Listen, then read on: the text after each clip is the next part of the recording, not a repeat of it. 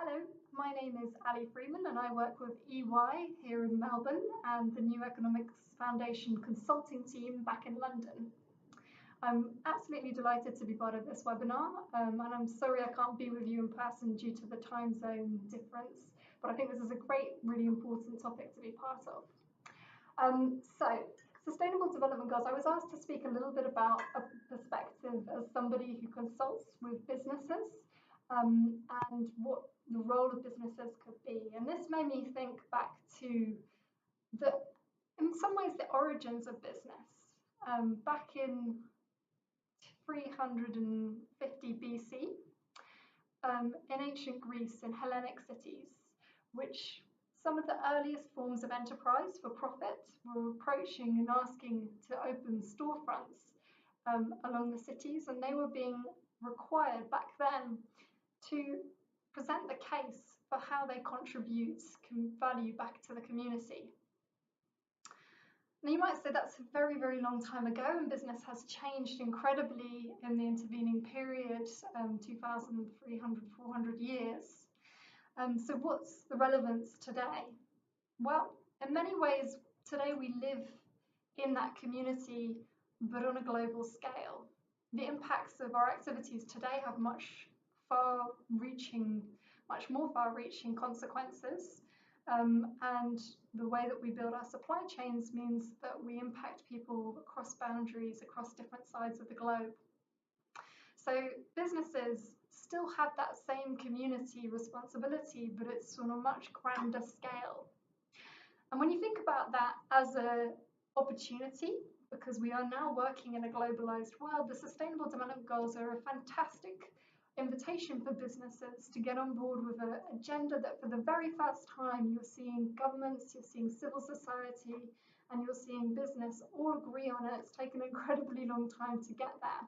And this is, again, an opportunity quite unlike the Millennium Development Goals, which only targeted countries in the global south. Here we're seeing cross borders, industrialized countries, we're all playing our part. So this is a chance for all of us to have an impact on that global community.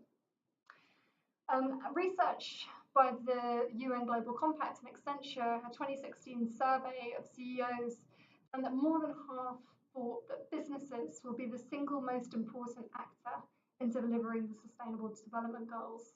Well, that's quite a large responsibility to have resting on your shoulders. But in other respects, if you look around, businesses also have some of the biggest impact and influence over whether or not we can achieve those Sustainable Development Goals. So are you ready for it? Well, what's the business case? That's always when it comes back to. So you will inevitably be asked, I'm sure as most people watching this are probably champions of sustainability internally, you'll be asked, well, what's in it from a business perspective? Well, the obvious large-scale answer is that without a sustainability agenda at a global scale, there will be no planet. We've seen here in Australia, for example, it's kind of officially, once again, 2016 was the hottest year on record, but it was also a year of some of the most extreme weather events. And with a lot of industry here in Australia being based either in agriculture or extractives, for the first time, we're really beginning to feel the effects of some of the large-scale climatic impacts that we're having through business not engaging, or more widely, us not getting aligned around the sustainability agenda.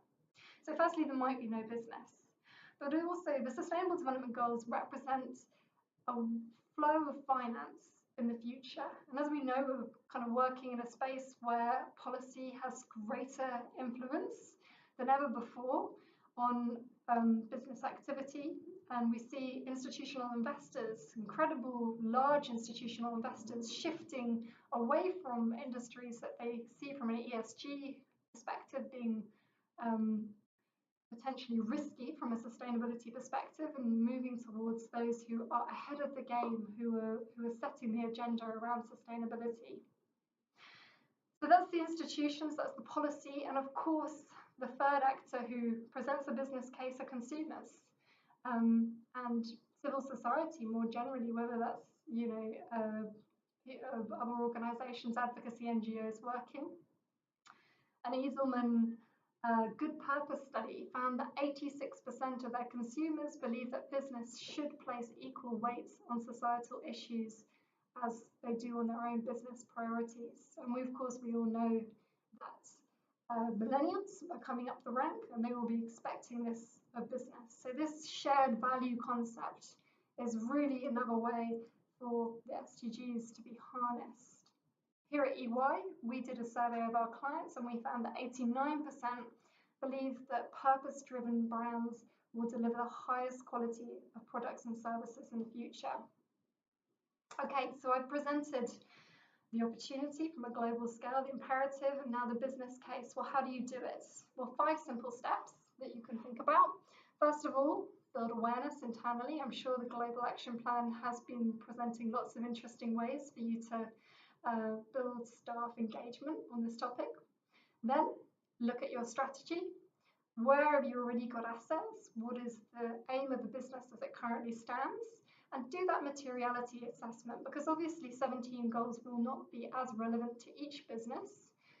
So think, is my business inherently affecting water? Are we having a big impact on that goal number 6 around water access and sanitation? Or is my business having a greater impact perhaps on life on the land, so some biodiversity issues around that? Once you've done your materiality assessment, third step is to think about then embedding. And I invite everybody, in the nature of the SDGs, to think about partners and collaboration, and then move on to reporting. A big area of my job is to think about reporting on outcomes. So if you are promoting gender equality, something that I'm sure most businesses will have some sort of material impact on, that's goal number 5. Don't just tell us how many women were employed, what ratio, tell us how that changed their culture, tell us how it moved their aspirations. So remember, try and push towards reporting on outcomes. And finally, seek verification and assurance. And I know that for some businesses, this will be the first time they're approaching sustainability reporting, and that's a fabulous opportunity to have the SDGs guide you. For others, they might already have a very slick sustainability strategy and measurement, and they might be sort of putting their head in their hands and wondering how they're going to start now embedding 17 new goals and new KPIs. Well, the good news for those who have that as part of a good setup already is that this is an opportunity to start baselining. So all around, I'm sure lots of people watching are champions, and I think if you're part of Global Action Plan's community, then you're probably doing the right thing. And this is an exciting opportunity to be part of something really truly global. Okay, thank you.